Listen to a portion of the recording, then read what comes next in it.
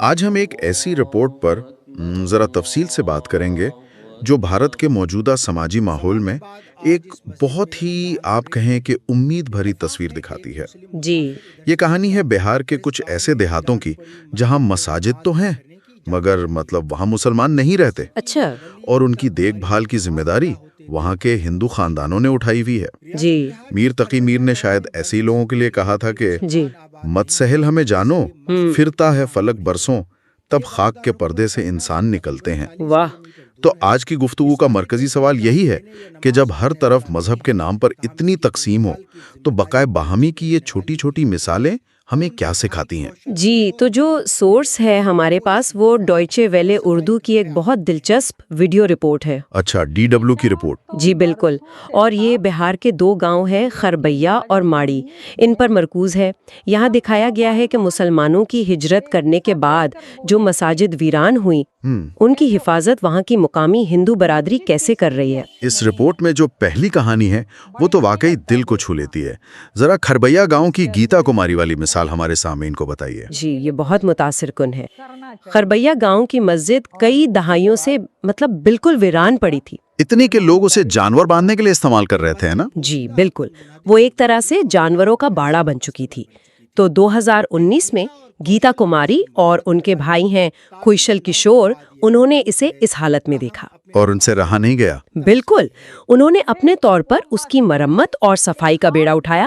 لیکن جو بات یہاں سب سے اہم ہے وہ گیتا کماری کا اپنا احساس ہے۔ وہ کیا کہتی ہے؟ وہ کہتی ہیں، اور میں کوٹ کر رہی ہوں، مجھے وہ مسجد کسی خاص دھرم کی جگہ سے زیادہ اپنے گھر کا ایک حصہ لگتی تھی۔ گھر کا حصہ، یہ تو کمال کی بات ہے۔ جی یہ ایک بہت گہرا جذباتی تعلق ہے جو کسی بھی مذہبی شناخت سے بہت آگے کی بات ہے۔ یہ کہنا کہ عبادت گاہ گھر کا حصہ لگتی تھی، یہ اس مشترکہ ثقافت کی جڑیں دکھاتا ہے۔ اچھا، یہ تو ایک خاندان کی ذاتی کوشش تھی، کیا رپورٹ میں کسی اجتماعی یعنی پورے گاؤں کی سطح کی کوشش کا بھی ذکر ہے؟ بالکل، اور یہ دوسری مثال شاید اس سے بھی زیادہ انوکھی ہے۔ ماڑی گاؤں میں ایک 200 سال پرانی مسجد ہے۔ 200 سال پرانی؟ جی، اور وہاں اب ایک بھی مسلمان خاندان نہیں رہتا۔ تو گاؤں کے ایک رہائشی ہیں اجے پاسوان، وہ اس مسجد کے نگہبان ہیں۔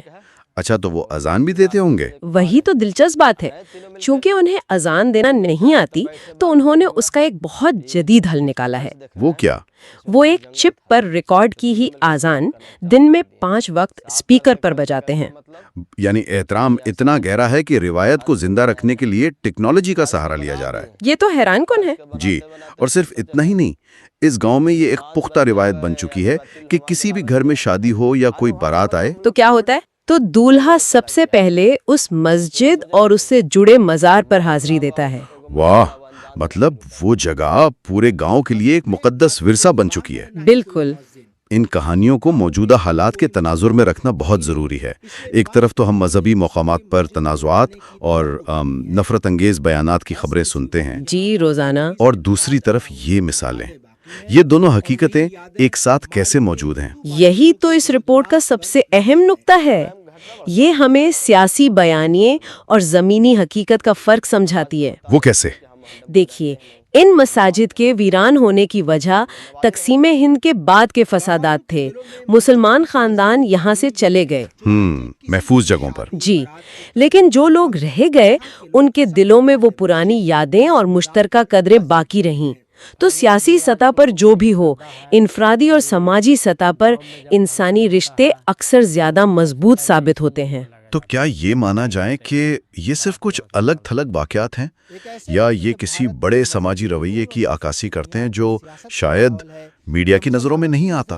میرے خیال میں اسے ایک وسیع لیکن خاموش سماجی حقیقت کہا جا سکتا ہے۔ یہ واقعات شاید ہر جگہ نہ ہوں، لیکن یہ اس بات کا ثبوت ضرور ہے کہ بھارت کے دیہی علاقوں میں صدیوں پرانی بقائے باہمی کی جڑیں اتنی کمزور نہیں ہیں جتنا کہ سیاسی شور میں محسوس ہوتا ہے۔ صحیح۔ یہ کہانیاں بتاتی ہیں کہ وراثت کا احترام اور انسانیت کا رشتہ نفرت کی سیاست پر بھاری پڑ سکتا ہے۔ بہت خوبصورتی سے آپ نے اس کا خلاصہ کیا۔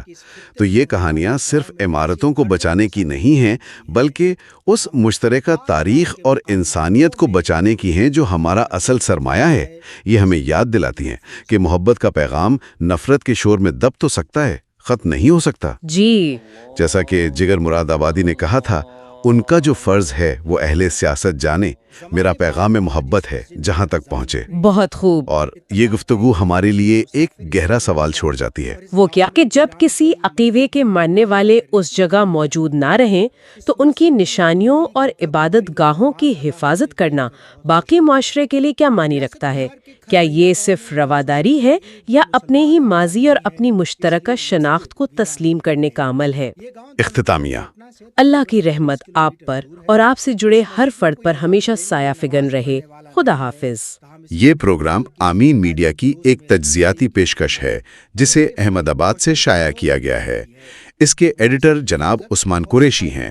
یہ تحریر تعلیمی مقاصد کے لیے ہے اور اس کا کوئی سیاسی یا توہین آمیز مقصد نہیں۔ بیان کردہ خیالات اصل مقررین کے ہیں۔ آمین میڈیا کا ان سب سے متفق ہونا ضروری نہیں۔